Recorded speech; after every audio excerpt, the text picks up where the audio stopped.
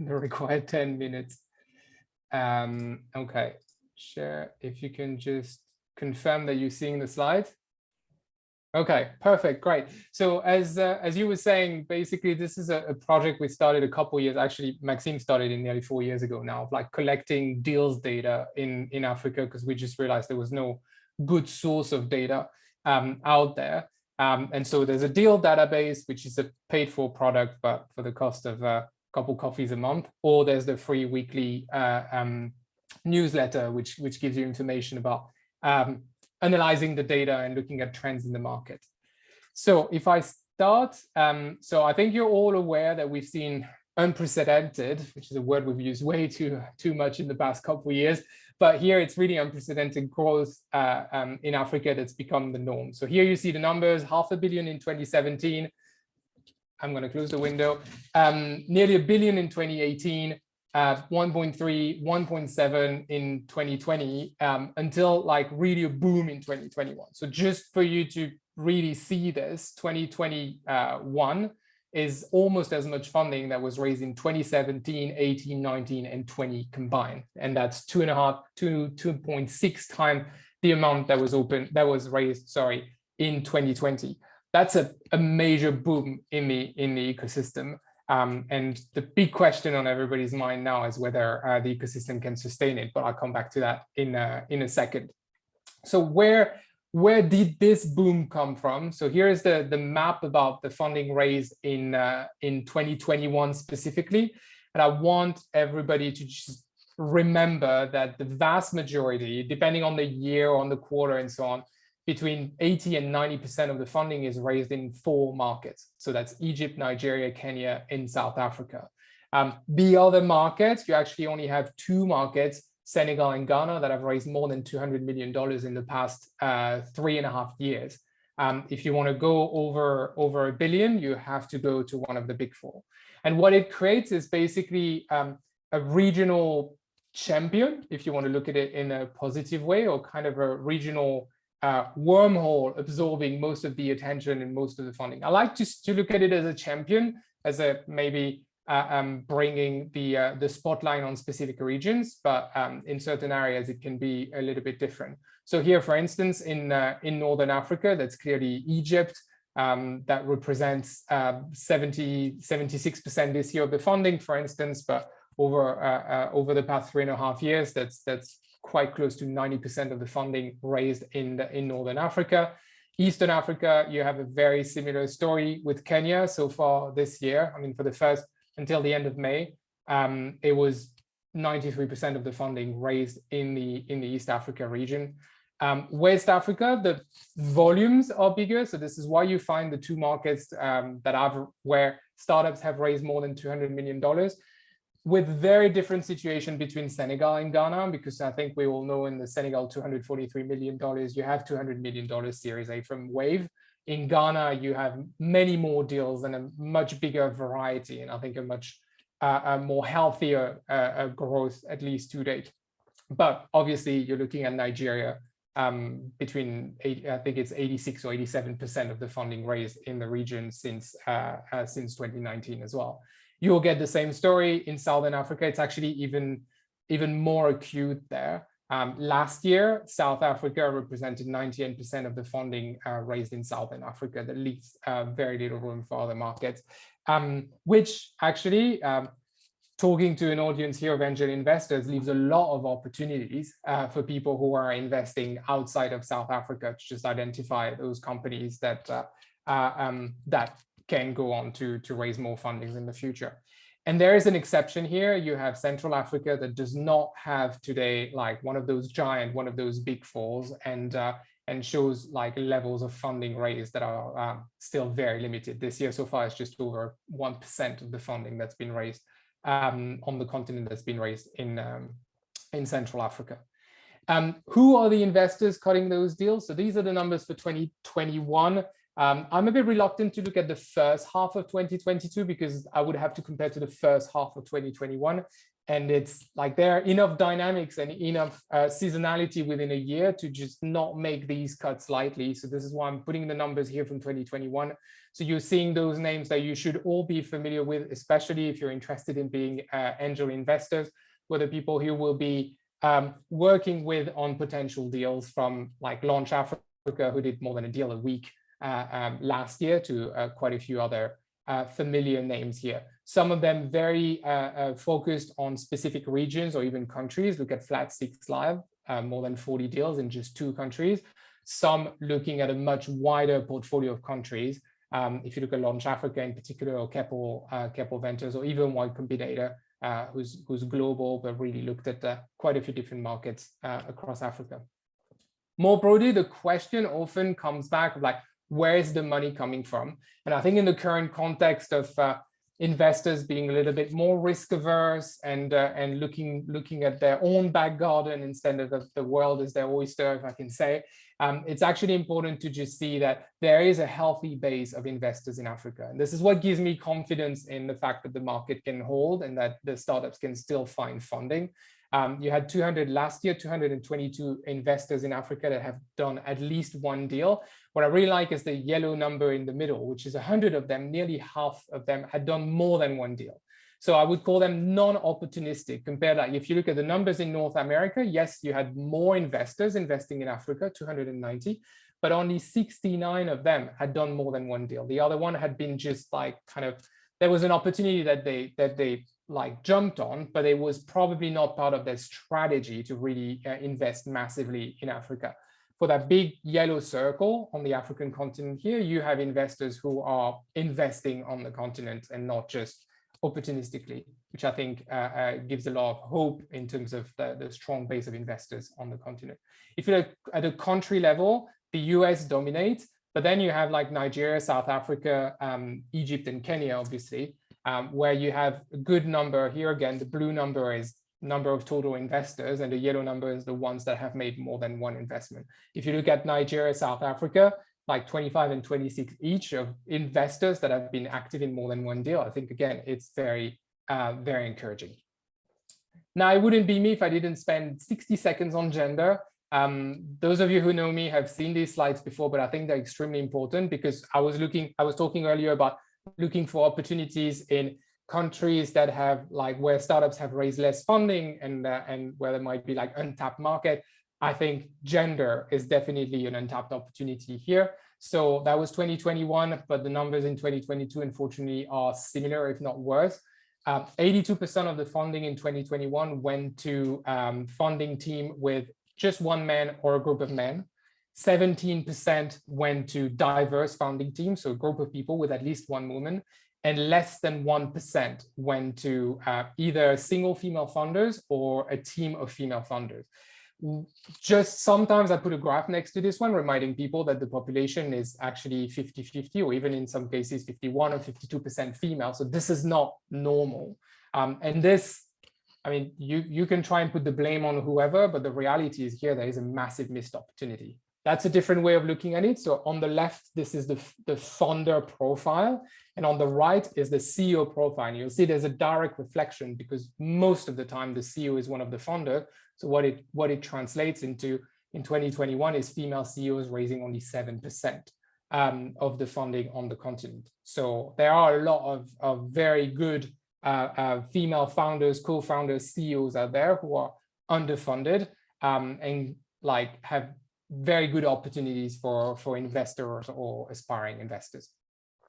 So now, looking forward, what can we expect? So I have no crystal ball, and don't, if you make investment based on my comments, I am not at all accountable or liable. But a couple of things that I think are important to look at. So these were the numbers in 2019, 2020, 2021.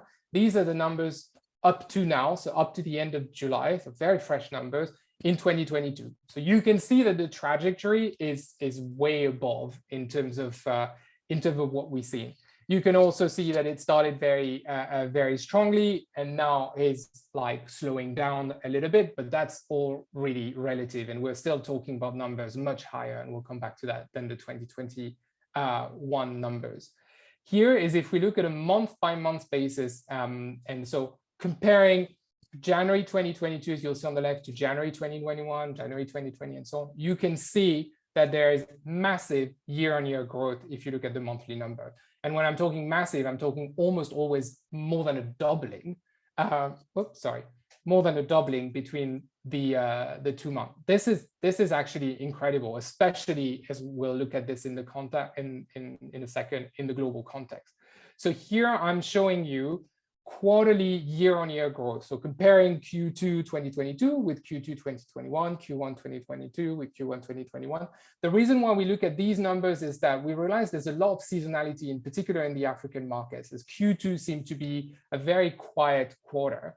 And actually, there was a 28% drop in funding between Q2 and Q1 in 2022.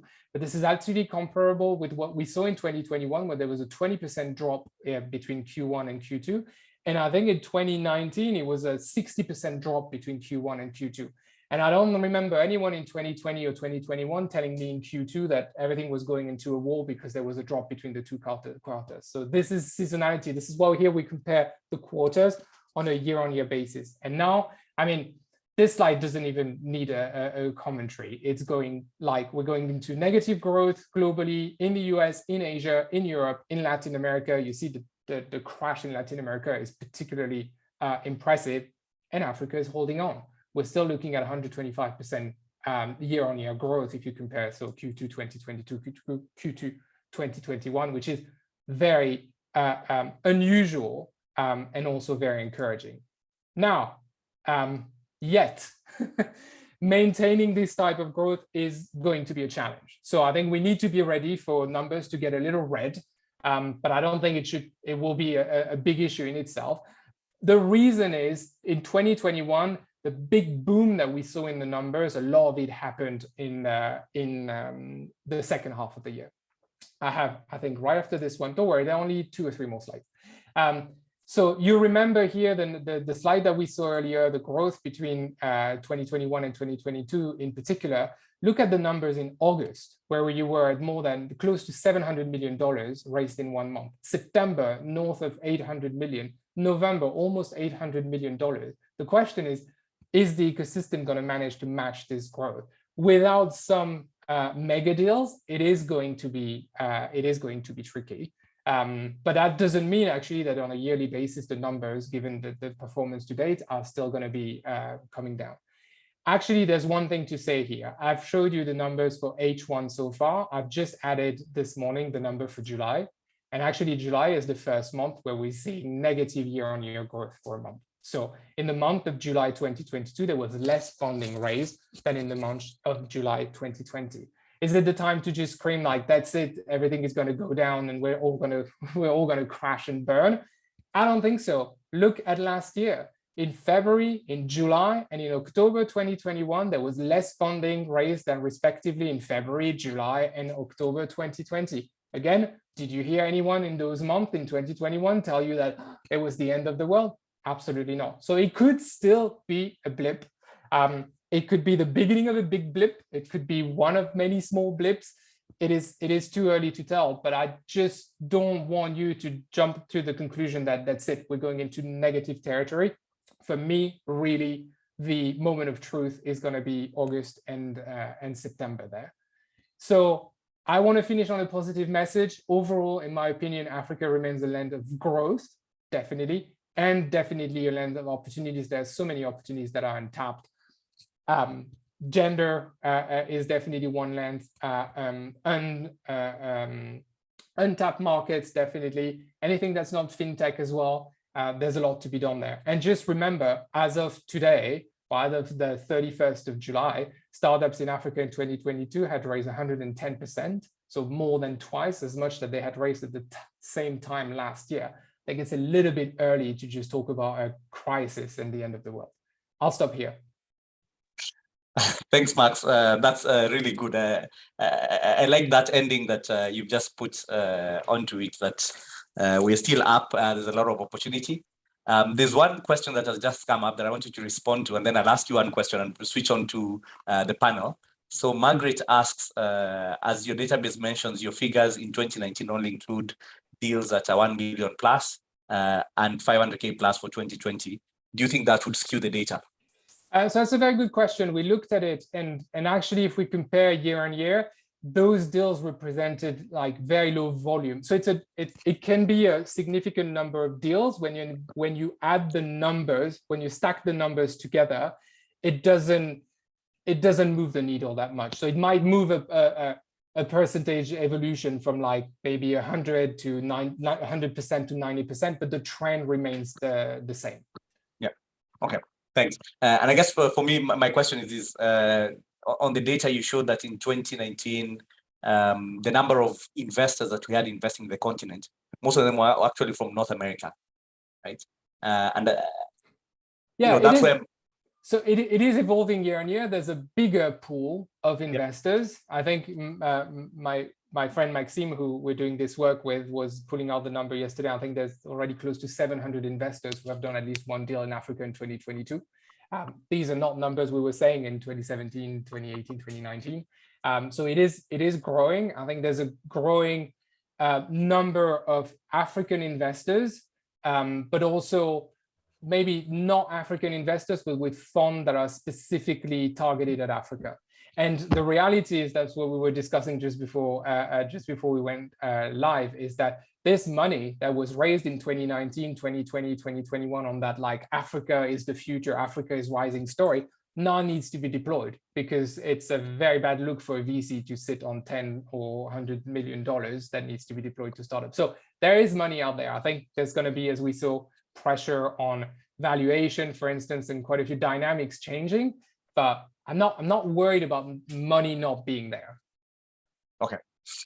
Thanks, Max. Really appreciate. There's a question on the chat. I'm going to request you maybe you can just type the response onto that to Craig. Sorry, actually, Craig directed the question. We said, how does the data distinguish between seed funds and direct investments from high net worth investors? Do you go to that level of detail? So we register every investor that is mentioned in the press release or in the conversation and so on. So those that are visible. The reality is that often the angel investors are not listed just because the amount that they bring to the table are smaller. So here we're talking about investors that are, I would say, big enough in their contribution to a round, in either in terms of the percentage of the money they're putting on the table or the amount of money they're putting on the table, to be mentioned by the startup when they raise the funding. But it's a very valid point. Behind those 700 visible investors, you have hundreds others who are doing small, some of them in this room who are doing small investment here and there and are not getting the visibility. Now, basically building the pipe for the future for those bigger, more visible deals. Yeah. Thanks, Max. And as indicated earlier, if you'd like to subscribe to the data, what I like about Africa, the big deal is that the data is publicly available if you want to subscribe for it. So Max, feel free to share the quick link there, and people can subscribe if they want to see the data behind the numbers. Yeah, sure. I'll share the link. And please feel free to reach out to me if you want a discount code. Thank you. Andrietta and Khaled, let me request you to put on your videos so that you can get started with our panel. Thanks, Andrietta. So I feel very honored to have Khaled and Andrietta, who I respect a lot in terms of the experience from an investing perspective from the continent. I will request them to make a quick introduction about themselves and their investment history, so to say, because for this session, we want to see how this compares to what's been happening previously, and then we'll jump straight to the question. Andrietta, I'm going to start with you. Hi, everyone. It's a pleasure to be here. So I'm Andrietta. I'm a partner at TLCom Capital. We're a venture capital fund. It's been around for over 2 decades. So we invest in tech and tech-enabled businesses. We started focusing on Africa about 10 years ago. And I joined the firm around 9 years ago. So have, kind of walked the journey with the ecosystem. It's a pleasure to be here. Thank you, Andrietta. Khaled? Khaled, you're on mute. Thank you, Stephen. Hi, everybody. My name is Khaled Ismail. I come from Egypt. I used to be a serial entrepreneur and then converted into an angel investor about 10 years ago. I've done 23 investment deals with a total of about $3.5 million invested. We already exited 6 companies out of the 23. The rest are active in our portfolio and still going. Thank you, Khaled. As you can see, that's why we picked on both Khaled and Andrietta to share some ideas, because they have a wealth of experience dating from 10 years back all the way till today. So the topic for today is making sense of the global VC turmoil for Africa angel investing. And maybe just for someone who just walked into this conversation and doesn't know what's been happening, Andrietta, maybe you can just start by painting a picture of what you've seen happening, just to set the tone for the conversation. Sure. I mean, where do I start? So last year there was significant amount of capital that went into the venture capital space globally, and also I think Africa was able to capture some of that, where Max has it at 4.4 billion, other people have it at 5.5 billion as the amount of capital that was raised in Africa by different investors across globally. And we saw, a number of US investors, European investors coming into the market. And then I think what was happening also in parallel is that there was a lot of liquidity especially in the US market, around just a lot of, some of it was linked to COVID, some of it, I think, just historically just having expansionary monetary policy, where there was a lot of capital available, which was going into investing, and also some of that came into venture capital. And what you saw is just an inflation of kind of pricing, also being reflected in public markets. So many companies were IPOing like every minute, fundamentally. And then over the last couple of months, the Federal Reserve Bank has kind of started to tighten the monetary policy to try to deal with inflation.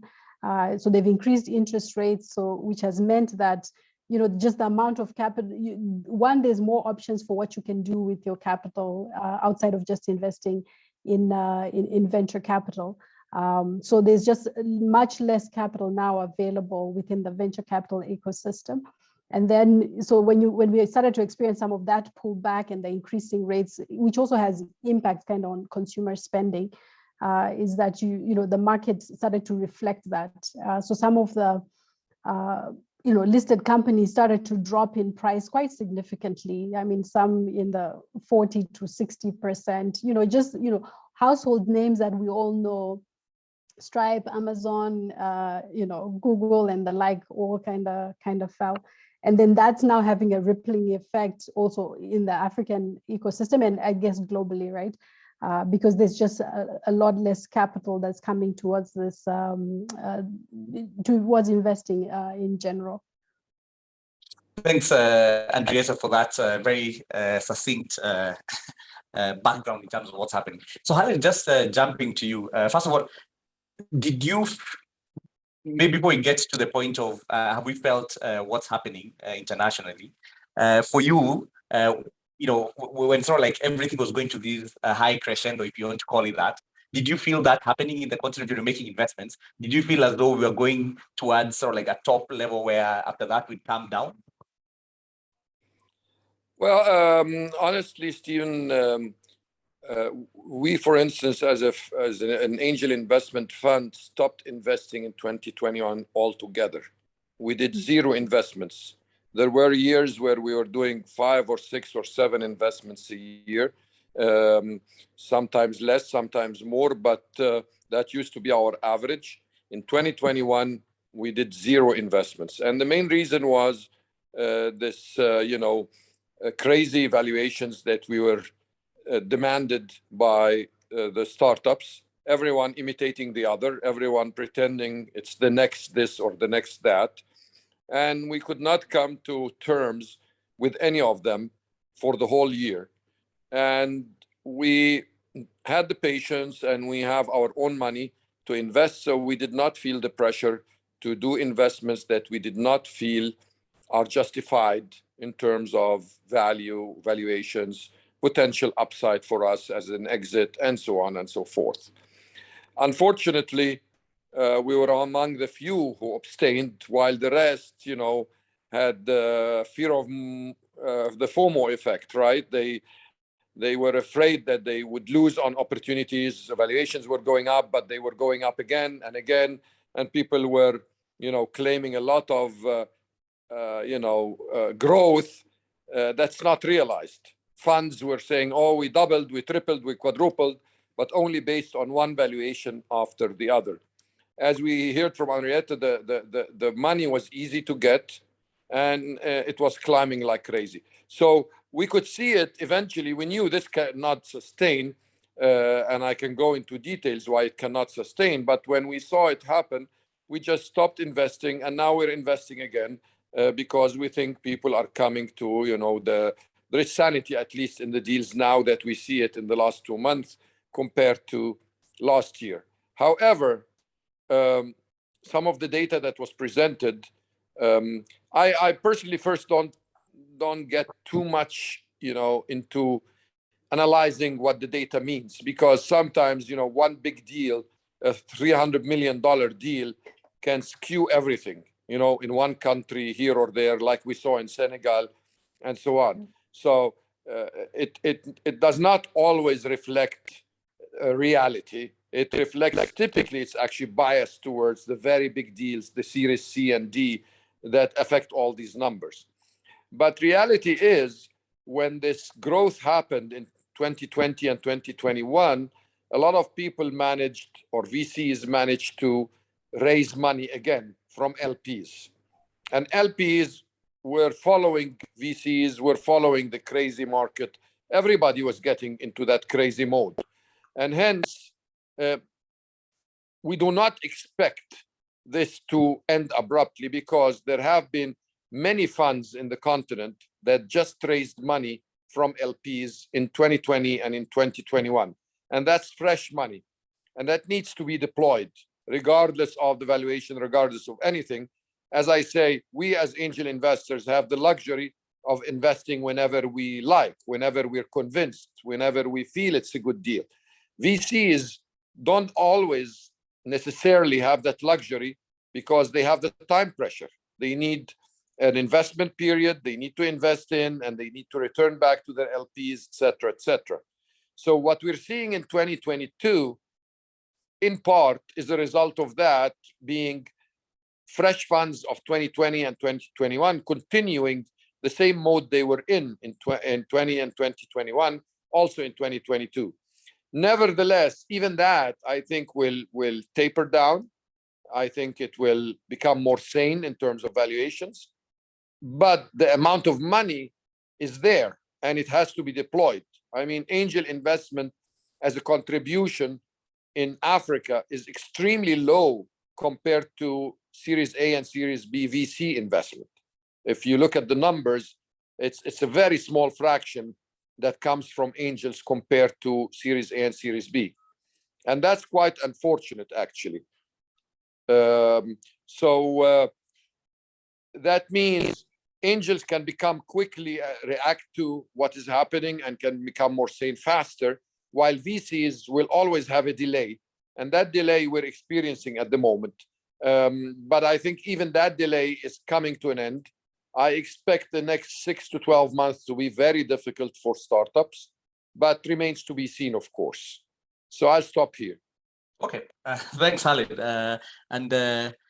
I mean, it's really difficult to stay off when the music is going and it's blasting as loud as it was last year, because most investors who sort of like started their angel investing journeys and so forth, they would see all these valuations. I would wonder what's happening, and the next deal would be much bigger than that. So it's good to see that some angels sort of like kept their cool and said, I can stay off for a whole year and wait to see how this pans out. So Andrietta, you play at a higher, not just higher level, you invest at much higher, bigger transaction size. So for you, and maybe just going back a bit more from a history perspective, did you feel, because you've been making investments for a period of time, did you feel coming up to the 2022, did you feel as though the terms were getting out of hand, or for you were the terms still sane to a certain extent in the continent, that is? So in 2021, it was completely out of hand. Like as Khaled has said.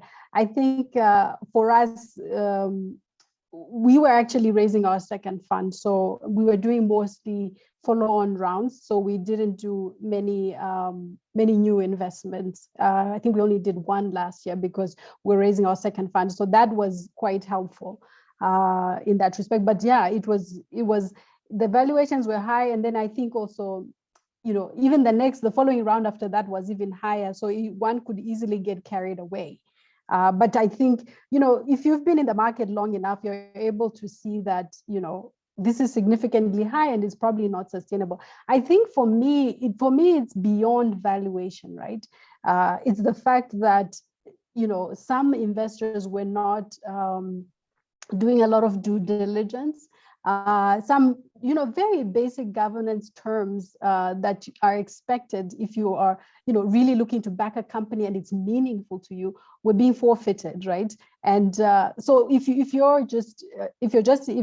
it was just valuation, fine. Maybe if you're now on, say, taking a board seat and making sure that the proper governance is there.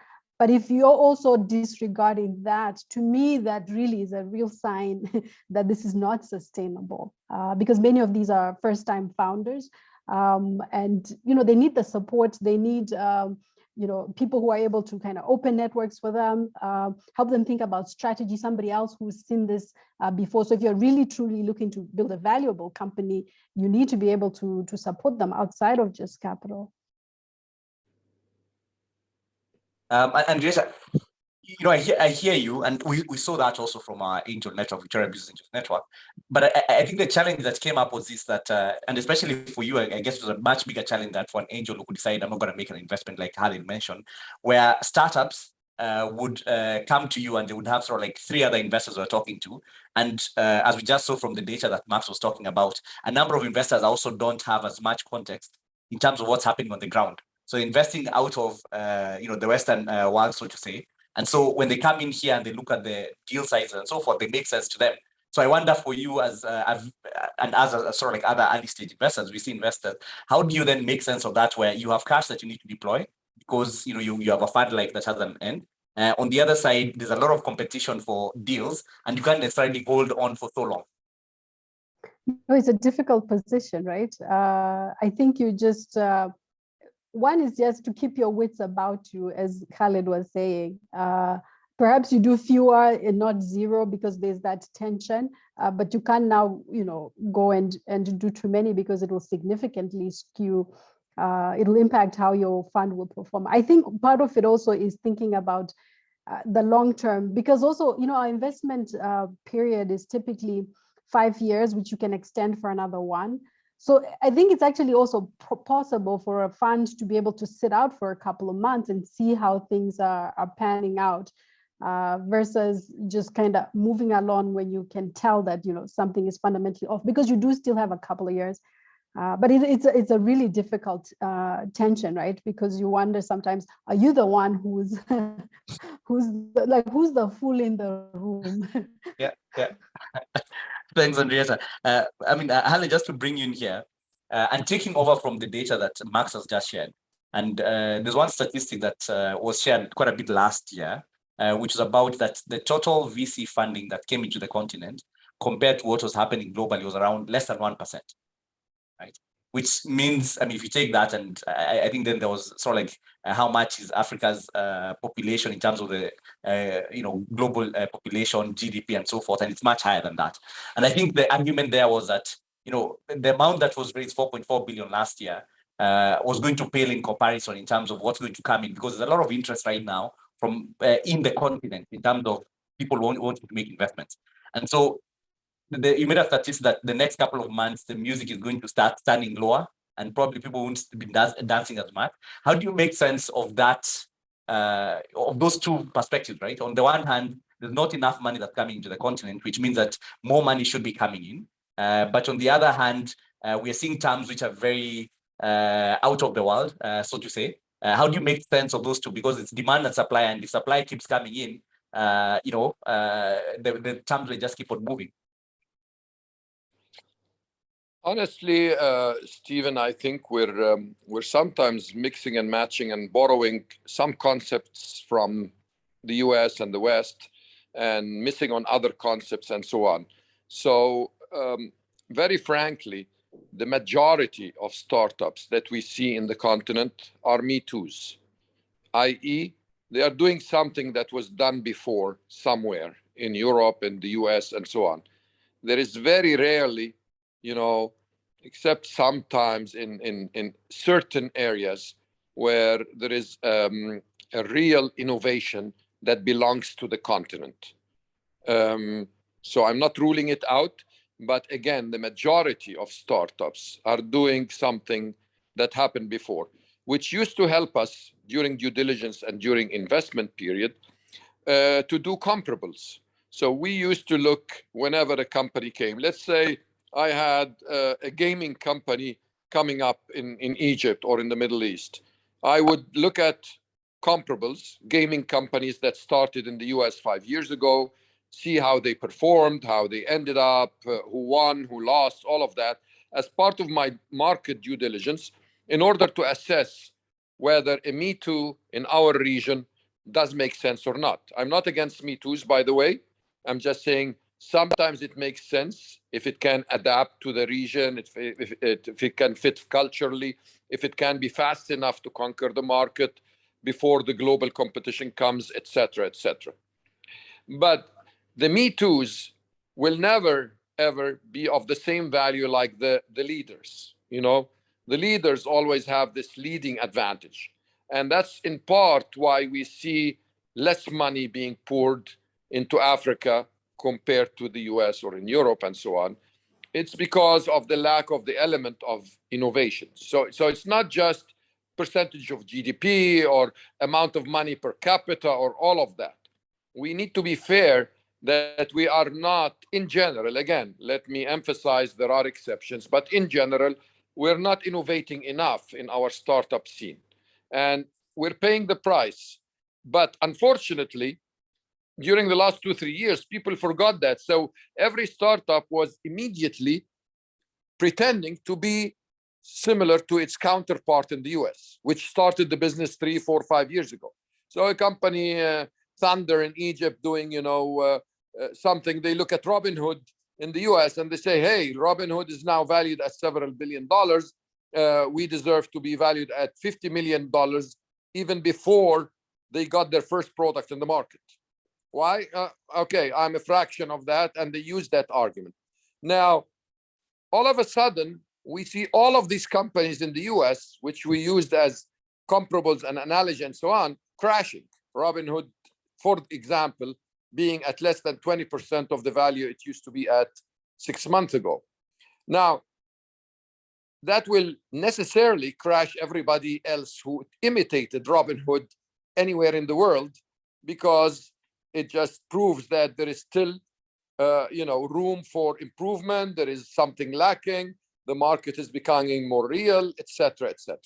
So what I think is happening now is a sort of a mix between two modes that we're experiencing, and one is pulling you to the right, one is pulling you to the left. One wants the historic high valuations of last 2 years. One wants to become more real. One wants to compare to the companies after crash. One still compares to the companies before the crash, and I call it a crash because the majority of the ones who used to be startups a few years ago are now at 20, 10, 30% of their value.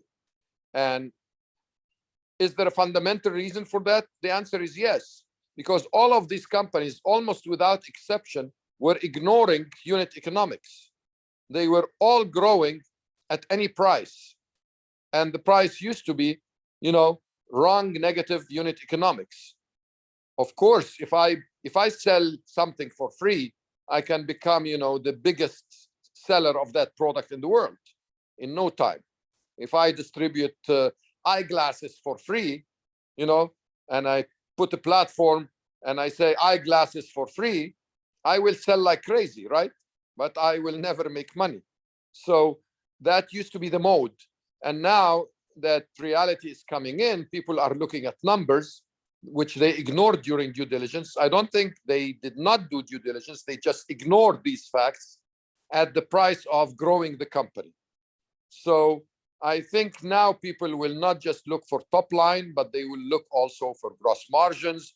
They will look for unit economics and so on, which is something we were doing for 10 years. I mean, it's no rocket science. This is what any investor should be doing. The fact that we ignored doing it for 3 years is the exception, not the rule. So I'll stop here. Khaled, just staying with you, and I like what you're saying that we forgot how to just run businesses sustainably. I'm sure you've probably heard of blitzscaling. You've read the book Blitzscaling, and as a model of growing businesses.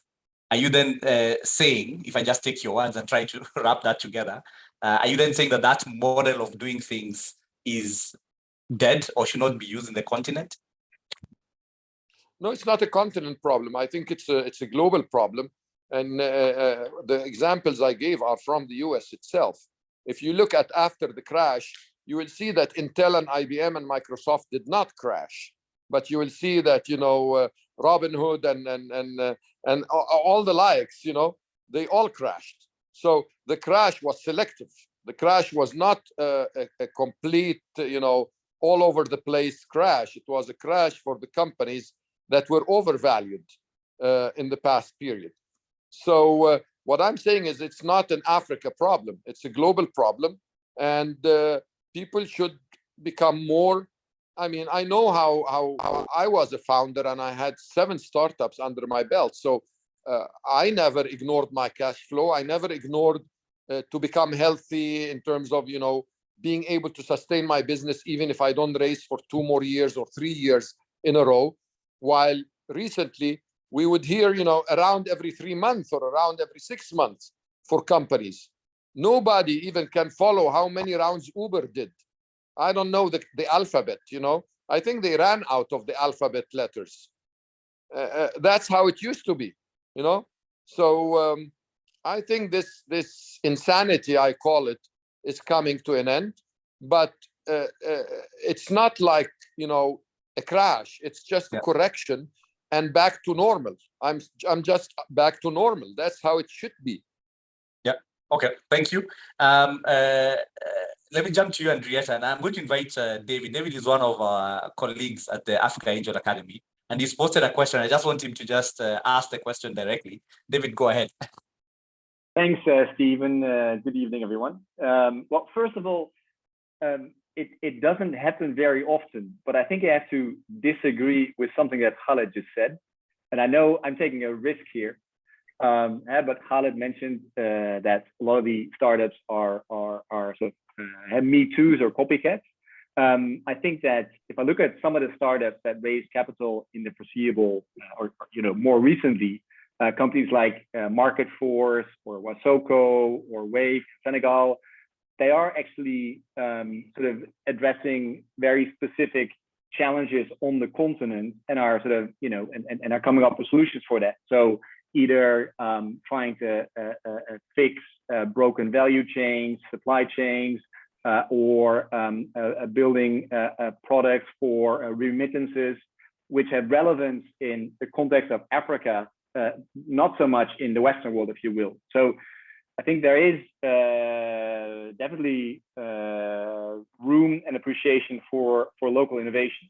And then I had a comment, but maybe just to go back to Khaled for a second, if I may, in terms of how do you sort of, do you recognize that there is that innovation, or what do you think?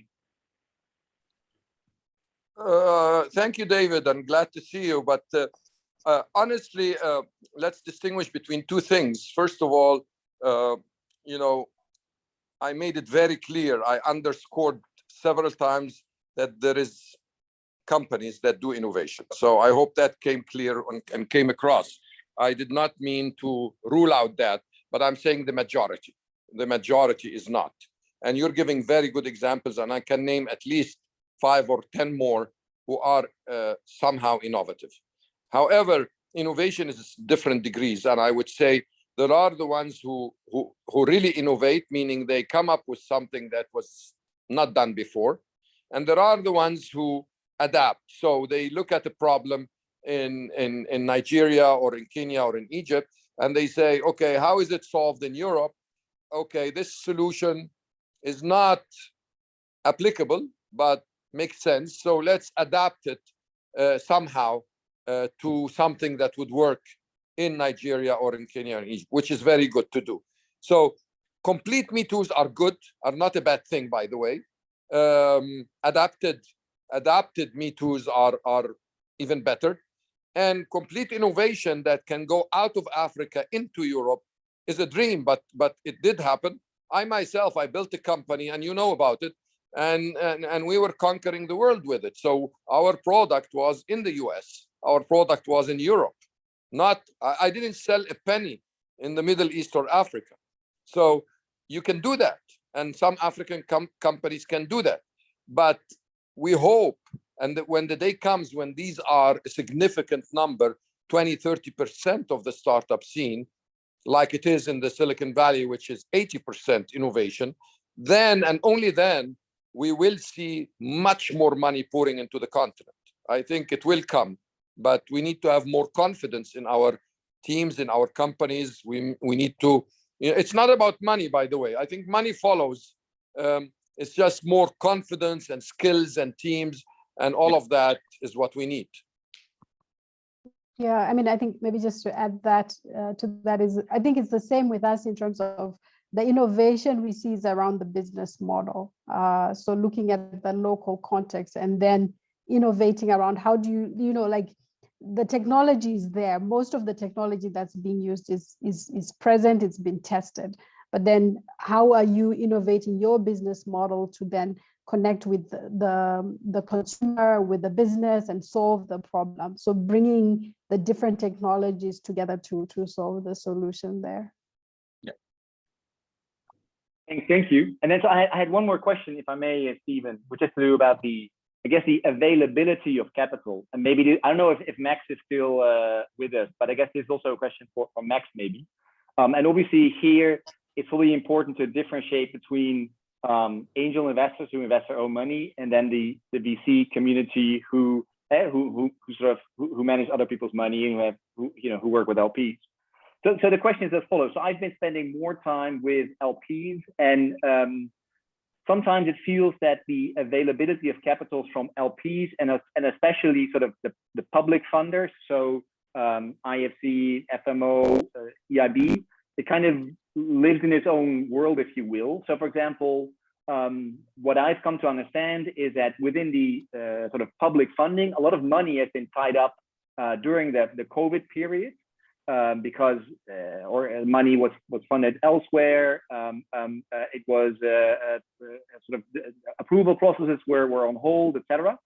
And only now more public funding is becoming available again. So there's quite a lot of funding that was earmarked for example, African VC, was not made available and now becoming more available. So it feels like it's almost like it's a counter move against maybe more commercial money or overseas money or Silicon Valley money pulling back out again, but more sort of this public funding becoming available, and which then kind of raises the question if sort of the capital available in Africa lives sort of, is out of sync with the rest of the world. I don't know, Max, if you have any visibility of how this correlates with funding in Latin America or maybe Southeast Asia or the Middle East. But also, I mean, I don't know how big of a factor this is in actually being able to fund also funds like TLCom and Partech and other larger funds that are actually able to raise funds at a time when you can argue, less funding should be available. So that's sort of my question. I don't know, I hope I was clear enough, but maybe Max, yeah. Maybe Andreata, you can comment.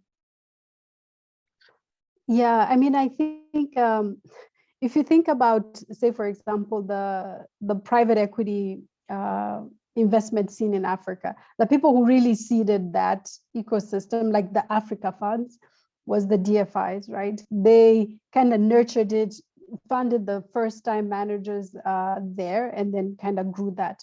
And I think it's the same in terms of venture capital. Like, it took us many years to raise our first fund. And it wasn't until, EIB and Africa Development Bank came together we also have private capital, but like the bulk of it is the public money and DFI money, that we're actually able to raise a substantial amount of capital. So the way I see it, this is the capital that catalyzes the ecosystem. And then you want private capital to be able to come in. I think for us, a successful raise would be one where there's less kind of DFI type money, and then you're able to attract more private capital. But if you're asking me that, say in 2013, a US endowment or a US, I don't know, high net worth individual would invest here, they were not doing that, right? You need somebody to be able to start and to build. And then from then on, private capital will begin to come in. I think for us to be successful is to be able to attract more private capital into our fund. Thanks, Andreas. Max, go ahead. Yes, thank you very much for calling me back in. I think that the DFI point is a very interesting one.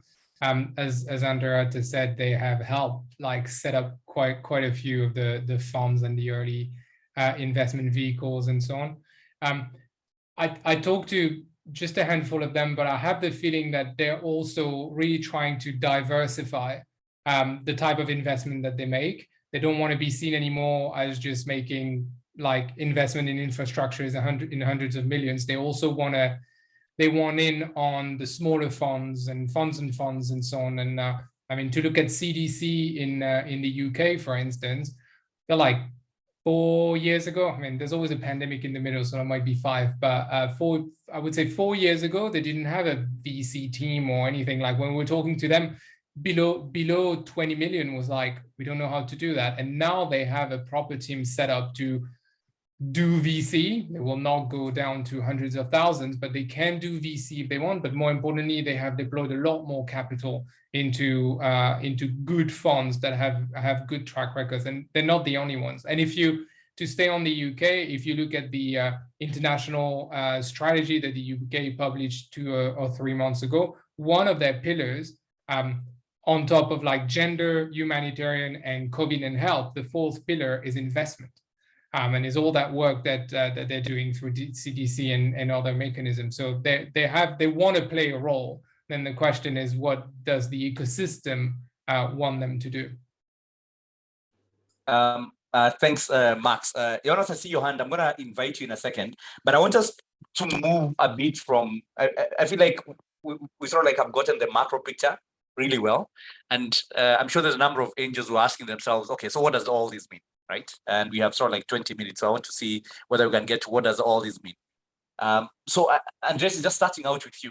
So you just finished your fundraise. Now you're ready to do deals. Glad you finished your fundraise 2021. So you didn't have to contend with some of the crazy valuations that were there. So as an angel, and maybe starting from that level, because it affects at the angel level what we're going to be doing. How do you exactly go about then negotiating for deals in this new environment? Because the founder is still going to come with the high expectations. Is it that you expect that you put your terms there and they go and they come back after 3 months or 6 months or whatever it is? Or how are you finding it? How are you doing your deals differently now? And are you ensuring that you correct the expectations, if you want to call it that, of entrepreneurs so that then they take the deals that they're seeing on the table? Or are they already ready? Maybe they're coming and they're just can we just raise money from you because what you've seen out there does not make sense at all?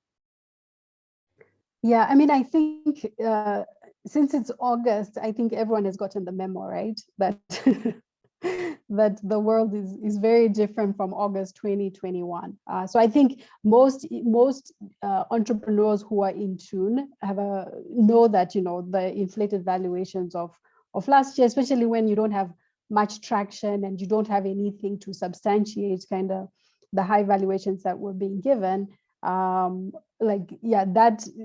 period has passed, and I think the thing is with it's supply and demand. It's not even just venture capital. It's like if you're selling a piece of land, if you want $1 million worth of you want it for your land, but all the proposal you're getting out for 200,000, you can't sell that land. So your asset is as valuable as the person who wants to buy it. So either you just keep holding on to it until you build it to the value you want, or you or you just accept the offers that are on the table. So I think, you know, most entrepreneurs have gotten like understand what's happening in terms of just the I don't even want to call it markdown, because for me, this is kind of where we should have been, right? And the correction, the correction in the market around valuation, because also many of them are going out to fundraise. So if you're getting the same message from all the investors that you're talking to, then, you know, something needs to change. So I think as an angel investor,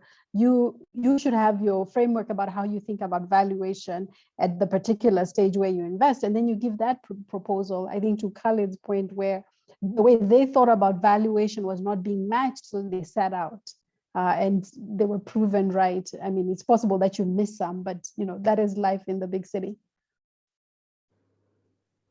And maybe just, Khalid, I know you're to come in here. What's been happening with your portfolio, Khalid? You have 23 companies. I'm sure some of them have been fundraising. What are you hearing? And have you seen any changes in terms of valuations? Are there any markdowns, or is your portfolio stellar that everything is going one direction? I don't want to brag too much, but honestly, none of our companies had to go to a down round.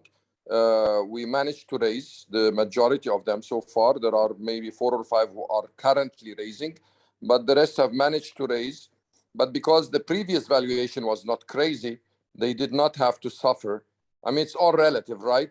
If somebody got a crazy valuation last year, they may have to accept a down round this year. But if the valuation last year was reasonably calculated and well understood, or the year before, they don't have to go through a down round. So our portfolio, I would say, has not felt any shocks or anything. It's growing normally. I mean, with differences, of course, some are growing faster or better than others, but in general, no shocks at all. As for angels, I think it's a very good opportunity. Actually, timing is excellent. I really pity angels who invested last year or the year before, but angels who are now at the verge of starting their investment, you know, this year or next year, they will have opportunities to join bridge rounds at down rounds that are much more reasonable. So they will make more money than the investors who came last year or the year before. Or even if they pick early stage companies now at pre-seed or so, it's a very good opportunity, because nobody, most of the VCs will not take care of pre-seed or seed and so on. And even if they do, they would still, you know, not compete. So I think for angel investors, the next 12 months are actually opposite to everything else. They are a very, very good time. We as an angel investment fund are really looking to go back full force and do many more investments now that we see reality kicking in. And I think it applies to all angel investors that they can come and they should look at the bottom of the pyramid, you know, the early stage and the pre-seed, rather than, you know, just joining big rounds and joining the crowd.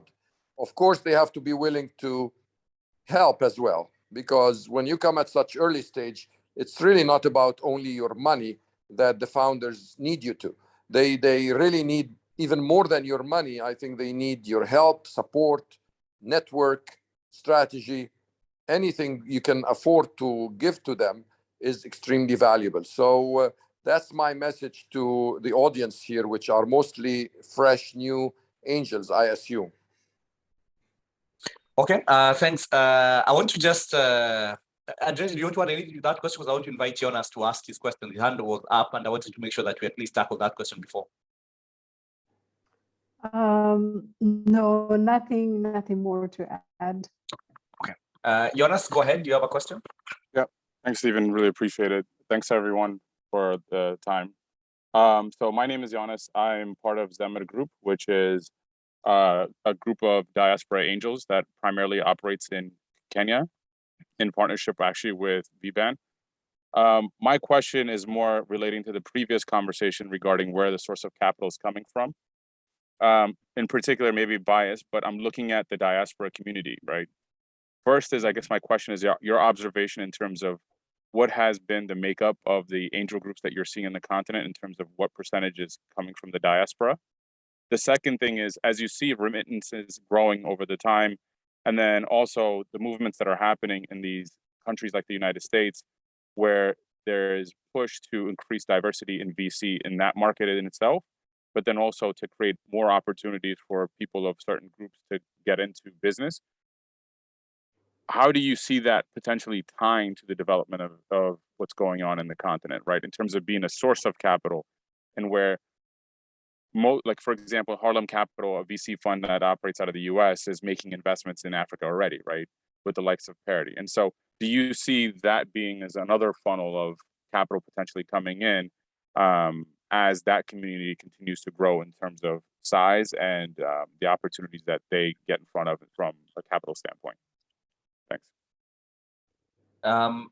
Maybe just before Khaled or Andrea jumps onto that, I happen to be the vice president for ABAN for East Africa, and ABAN at the moment has over 50 angel groups which are registered. And to just sort of like take the broad numbers from there, I think more than 90% of those are local angel groups. The reality also is that most of them are nascent angel groups, in the sense that they've done very few deals or they're just getting founded. So there's a lot more that needs to happen in terms of getting more deals going through those angel groups. So to that extent, any capital that comes from the West or from any other angel diaspora and so forth, I think is going to play a critical role in the ecosystems. Khaled, I don't know whether you want to add anything. Khaled is also a vice president of ABAN for North Africa. Well, I think the biggest pool that is still not discovered are the locals, mid-career professionals who have some extra money. Each and every country in Africa has that profile in thousands, and out of those, you can imagine many of them going into, angel investing, like what the academy is doing here or what our academy is doing in Egypt and so on. We're trying to attract people to become educated, successful angel investors. And that pool is still very poor.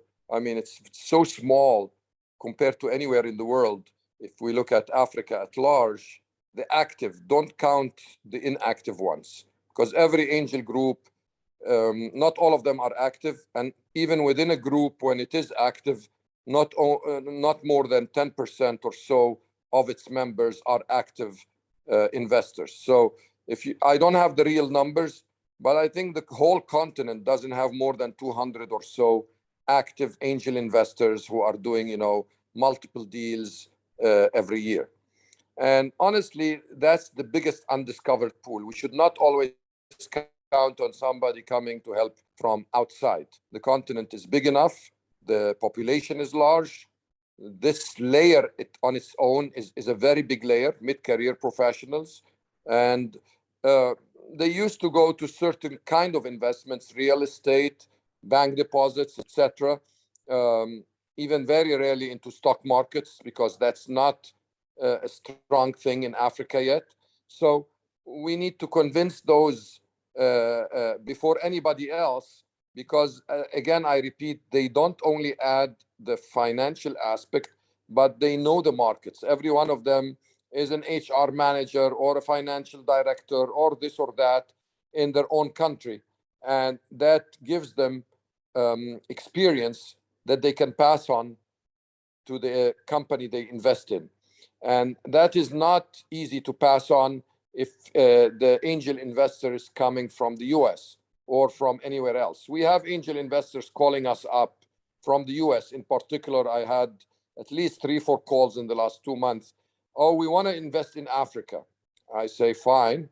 They say, but we don't want to do it alone. We want to tag along with you. Whenever you invest, we want to be with you, and so on. I say, fine, we'll let you know. What are you going to add in terms of value besides the money? Because I can bring money from other sources. And we start discussing these things. But, at the end of the day, it's mostly money. While if the angel investors who come are homegrown and from Africa, I think they will bring more than money. And this is very, very important to me and to us and to the whole ecosystem to grow in a healthy way. So I hope there is a word of mouth as well between angel investors to spread the word that this is a good asset class. You can make money. Don't think you will make 10x every deal you make. That's an illusion, okay? But most probably you'll do better than what you do in putting the money in a bank. You'll do better probably in many cases than even in real estate. So that's what you should look at. And I think we should all encourage that kind of line of thinking among mid-career professionals. Thanks, Khalid, and thanks, Jonas, for your question. I want to start wrapping up because we have 8 minutes to go. We've spoken about what's happening. We try to make sense of that from a continent perspective. We've asked about what do you do with that piece of information if you're looking to make investments in this context. I want just to maybe ask, what if you've already made investments? And Rita, what advice are you giving to your portfolio companies at the moment? I know there's lots of circulars which have gone out. I wonder whether there's some specific contextual stuff relating to the continent. What kind of advice are you giving to your portfolio companies? Sure. I mean, I think the first is just execute, right, on your business strategy, because the best way to extract money is if you can make money from your business. So being focused on the business strategy and executing on that is one.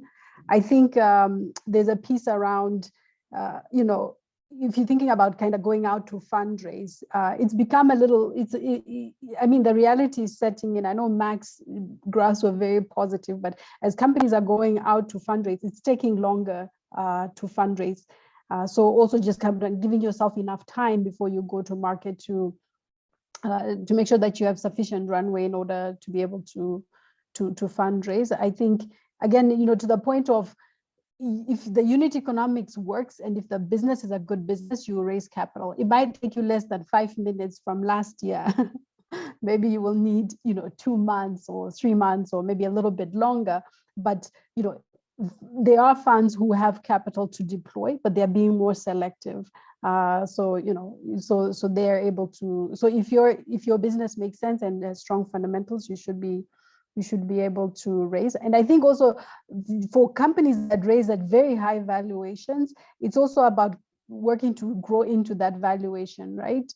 And also, I guess, managing expectations there.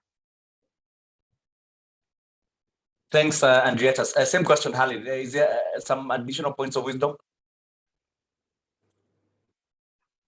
I think my advice is actually really to look into newer areas, old areas. Actually, it's new and old at the same time, because honestly, we've seen very little interest and focus on agriculture and agri-tech and on edtech and on waste management and on recycling and on even manufacturing. There's so much attention, of course, because it's an easy battle to go and start a platform and do this and that on the platform. And that's what technology has enabled. And everybody has a mobile phone in his hand. I mean, that trend will continue and is very important and good. And it has attracted almost all the VC money in the region. Nevertheless, there are contributors to the economies of Africa, like agriculture or tourism or this or that have been quite overlooked. And if a company shows up in that domain, I encourage everybody to consider it, even more strongly so than the pure tech companies, because it is solving a true problem. And if they do, it will be a very successful one, because not only does it apply to one country, but it applies in many cases to the entire continent. So my word of wisdom is to look at new verticals. I call them new old verticals because they exist, they are there, but only legacy solutions are available. And now with all what we have in terms of technology and so on, IoT, sensors, big data, intelligence, AI, all of that needs to be applied to agriculture and to waste and all of that. And once we do that, we will see a wealth of opportunities popping up. that may not even apply to the Western Hemisphere anymore, but that are very relevant to our communities. Thanks, Khaled. I want to go for, I know that sounded like the final round of question, but there's always room for closing remarks. Andres, I don't know what's exciting you at the moment to the new fund, where you seeing the key opportunities. What's your final piece of advice to, I guess, angels or sort of like who will finally come to sell to you at some point? The startup will come to for capital raise to you at some point. Yeah, sure. I mean, I think for me, I'm pretty positive about kind of Africa tech investing, because even if you look post kind of this hyped period between 2015 and 2019, the amount of capital that came like rose from around 250 million to close to 2 billion. So even before all the hula baloo, there was a lot already that was happening. So there was a lot of substance in the ecosystem. We saw that in the number of entrepreneurs. There were more entrepreneurs. We're seeing serial entrepreneurs. We're seeing more investors. So I'm pretty like I take a long-term view around kind of investing in Africa tech. So pretty bullish and quite positive about that. You know, I think as an angel investor, there is a significant opportunity there, and more so now than say in the last couple of years, because the ecosystem is maturing. I think we look at, you know, fundamental GDP verticals, right, which Khaled was also alluding to, which is, you know, education, healthcare, the kind, you know, commerce, financial service, the things that people need for their day-to-day services. So I think if you kind of looking at these core verticals where the bulk of the ecosystem, consumers and businesses operate, there is a lot of opportunities there. Yeah, I mean, I think, yeah, that's fundamentally it on my side. I think maybe what I would also say is, in terms of kind of advice to, as angel investors, as you also invest, I think it's important to also advise the founders to look at, there are now more Africa VC funds. And I think it's, if they can try and attract one of those, that's also helpful in the context of attracting other investors. But it's helpful because we have some fair weather investor friends, right, that fly away when things look bad, or that retreat to their home market. Whereas investors like us, like, you know, different other funds that are on the continent, like we have nowhere to go. This is home. We've raised money for Africa, so we will continue to invest. So it gives you a level of stability. Of course, you know, the company has to be performing well, but it gives you a level of stability, because every market will go through cycles. I like that point of you know, local VCs and getting more local VCs, because their money is for here, and we'll never have you know, the flight challenges that I guess we are seeing at the moment. Khaled, 1 minute closing remarks.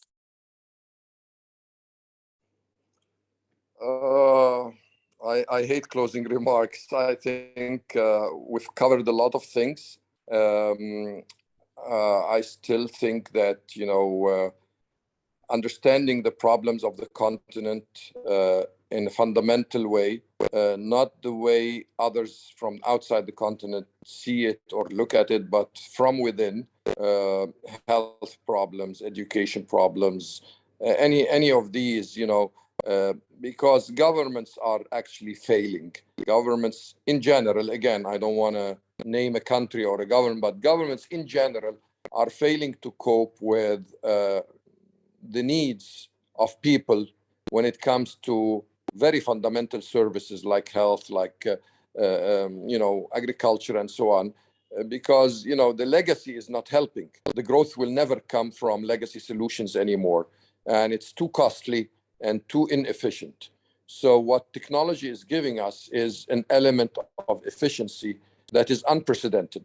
And whenever you can identify a big problem in a country where the government has failed for 10, 20, 30 years to solve the problem, or if it's even worse, if it's getting aggravated and growing in terms of being a problem, and you find an element of technology that can, you know, triple or quadruple the efficiency and solve the problem, or at least mitigate some of the risks and things within that sector, I think you will grow a very big company in a relatively short time. And we as angels should encourage that. We should not just look at,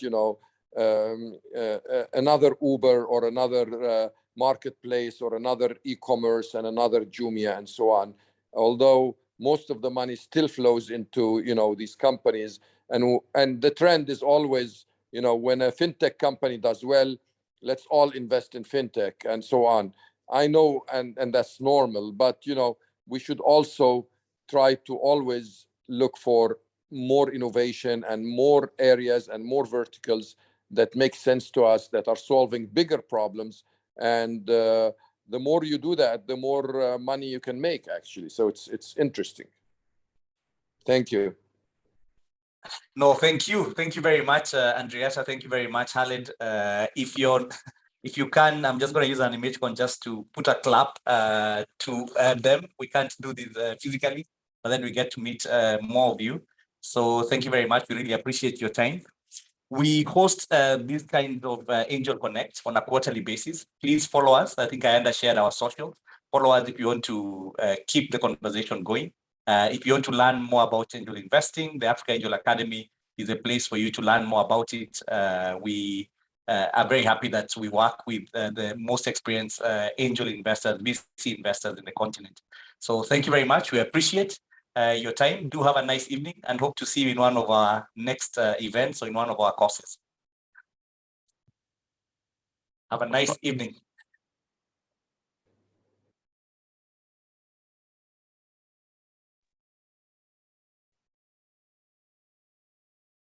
If you have any questions, we've shared also the contacts for Andrietta and Khaled if you want to contact them on email. And if you have any questions, we are going to stay behind just to answer any questions that may be there. So thank you very much. And thank you also to David for joining us.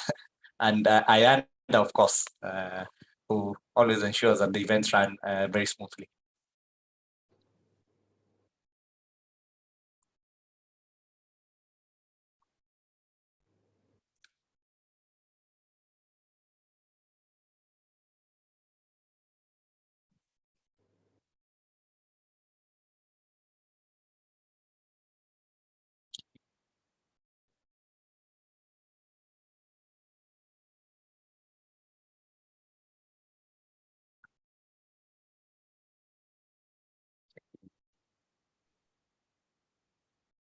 So thank you very much. Have a nice evening.